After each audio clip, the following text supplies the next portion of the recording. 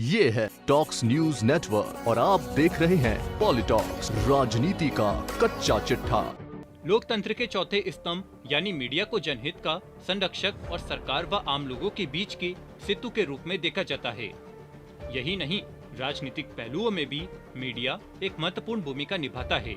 लेकिन दुर्भाग्यवश मीडिया जिम्मेदार पत्रकारिता पर ध्यान केंद्रित न करके खुले तौर पर हेट स्पीच के साथ बेबुनियादी मुद्दों पर चर्चा करने का एक केंद्र बन चुका है।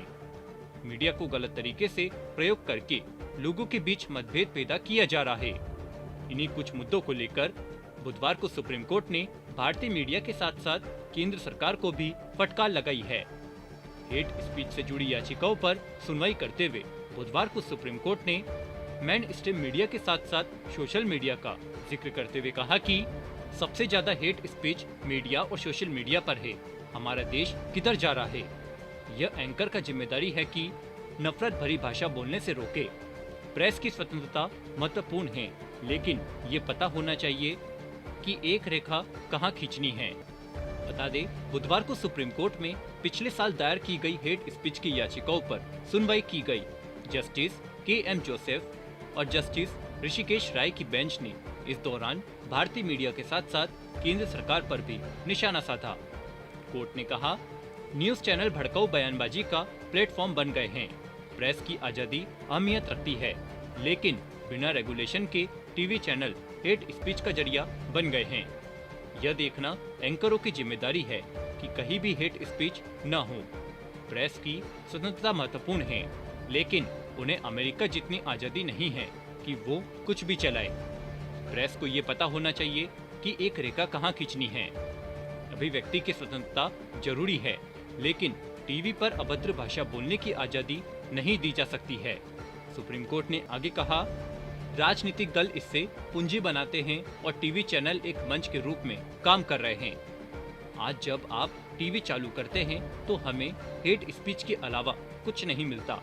सुप्रीम कोर्ट ने आगे कहा कि आप मेहमानों को बुलाते हैं और उनकी आलोचना करते हैं।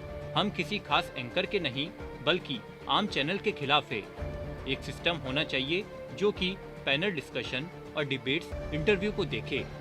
अगर एंकर को समय का एक बड़ा हिस्सा लेना है तो कुछ तरीका निर्धारित करे।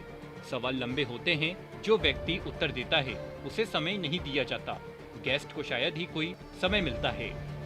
इस दौरान सुप्रीम कोर्ट ने केंद्र से सवाल पूछते हुए कहा कि इस पर अब तक केंद्र सरकार चुप क्यों है, वो आगे क्यों नहीं आता।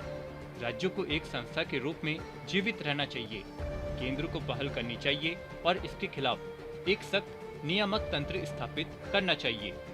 वहीं कोर्ट में दाखिल की गई याचिका में उठे सवाल की नफरत फैलाने वाले शो दर्शकों को क्यों पसंद आते हैं। इस पर कोर्ट ने कहा कि किसी रिपोर्ट में नफरत से भरी भाषा कई लेवल पर होती है।